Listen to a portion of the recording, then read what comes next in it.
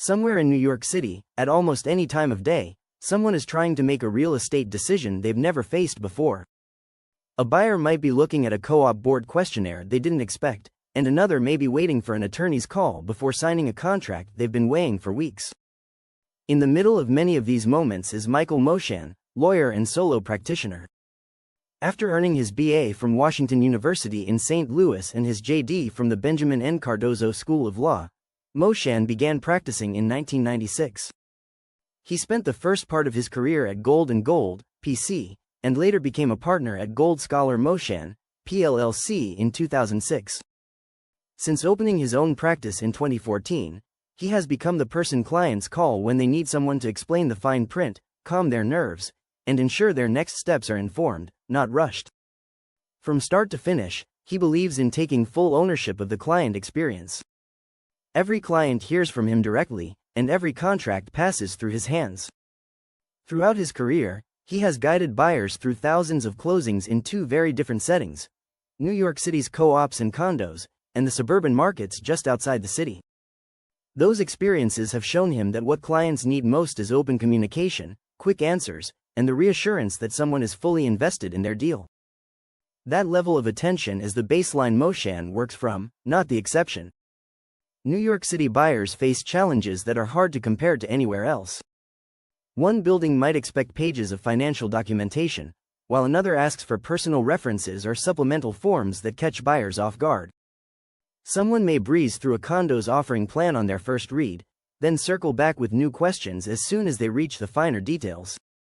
Even the timing of a board review can introduce uncertainty into a deal that previously felt secure. Moshan has seen moments like these play out for years. He's watched buyers arrive excited and hopeful, only to find themselves lost in a maze of rules and expectations that seem to change depending on the building's history, culture, or board preferences. His observations have appeared in New York Times pieces such as The Psychology of Moving, The Broker-Free Sale, and Homework for Condo Buyers, which explored how unexpectedly emotional the buying process can feel. Outside of the city, the concerns look entirely different. Instead of board approvals or internal policies, buyers find themselves thinking about property lines, older structures, or municipal records they've never had a reason to review before. Since Moshan works throughout the 5 boroughs as well as in the suburbs, upstate regions, and Long Island, he's seen how quickly a straightforward purchase can become complicated once these questions come up. At one closing, one of his clients discovered that a small shed extended only a few inches over a neighbor's property line. What seemed like a minor detail at the time suddenly became a major barrier to financing. The seller refused to move the shed and the neighbor wouldn't sign anything, so the buyer assumed the deal had fallen apart. However, Michael Moshan, attorney at law, wasn't ready to give up. A search through older municipal records led him to a survey notation that allowed minor encroachments for structures that had been in place for years. With that in hand, he drafted an attorney affirmation and walked it through the lender's underwriting team. In the end, the issue was resolved without requiring costly changes, and the closing stayed on schedule. Creativity in real estate law often involves reframing a problem and finding the path others haven't noticed yet, he said. Moshan's work in both markets has made it clear that while the challenges may differ, the uncertainty buyers feel is often the same.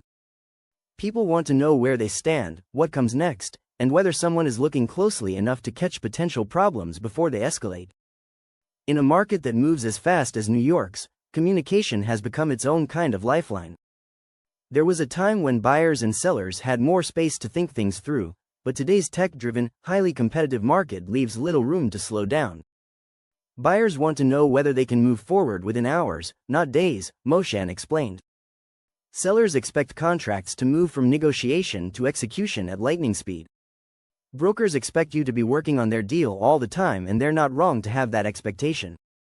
Since even one unanswered question can throw everyone off track, Moshan has made sure that he's always easy to get in touch with, believing that trust in real estate law is earned through consistency. In this market, issues rarely unfold between 9 and 5, he explained. Whether it's an unexpected board requirement, a last-minute title question, or a seller's attorney trying to change terms on the eve of signing, clients know I'm available and engaged. He also understands how intimidating the legal side of a purchase can feel for someone doing it for the first time. Real estate deals, whether for new buyers or seasoned investors, often move quickly and come with a fair amount of stress, so he tries to be the calmest one in the room. During his career, he has taught real estate agents how to read and understand residential contracts so they feel more prepared guiding their own clients through them.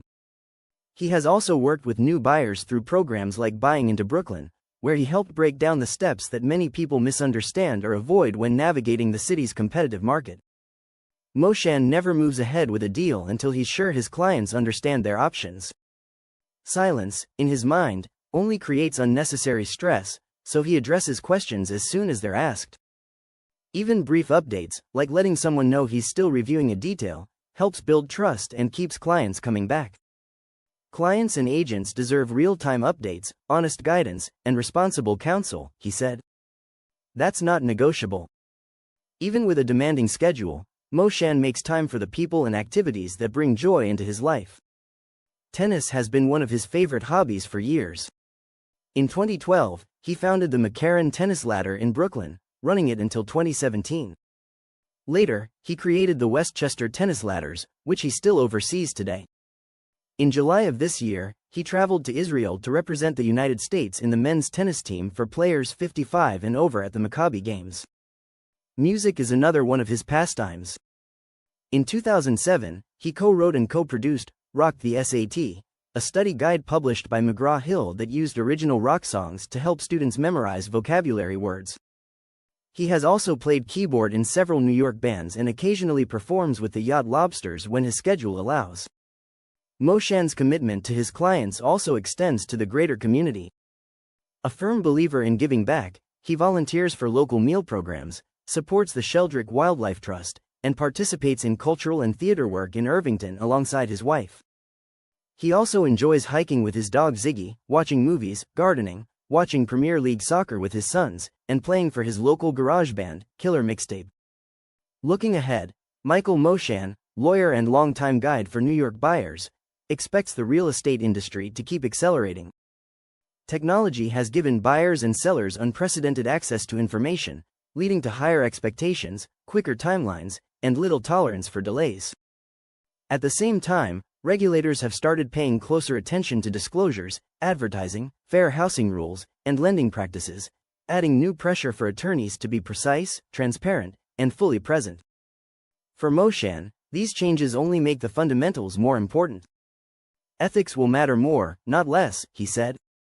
As transactions speed up and communication becomes more fragmented, clients will need attorneys who prioritize clarity, truth, and accountability. To him, the most effective lawyers will be the ones who have strong technical skills and a moral compass to match, protecting their clients with both sound strategy and thoughtful, ethical advice. What matters most is not just reaching the closing table, but making sure people feel confident in the steps that got them there. I want them to look back and feel that the process made sense, that they were protected, and that their concerns were heard, Moshan said. A good closing is one where a client feels confident, not lucky, that they made the right decision.